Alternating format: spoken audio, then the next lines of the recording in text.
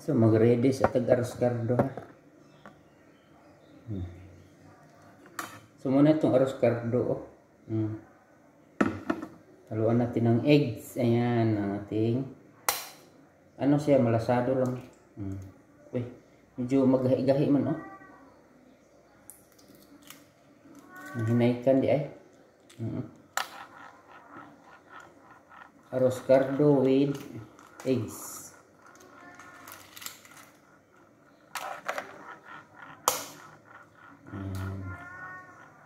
Medyo matubig siya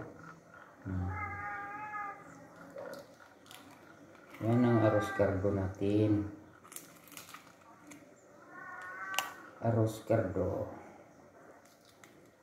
Kalamian lami kani aros kardo gud basta buntag. Aros kardo. Yan di ba? Half cook yan.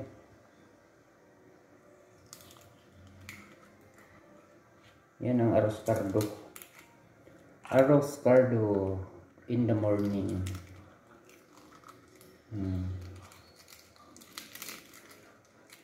Yan. Tapos lagyan natin ng kaunting asiti para may kulay siya, no? Yan ang asiti ha.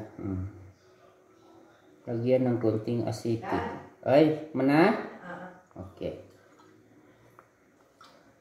Yan. So perfect.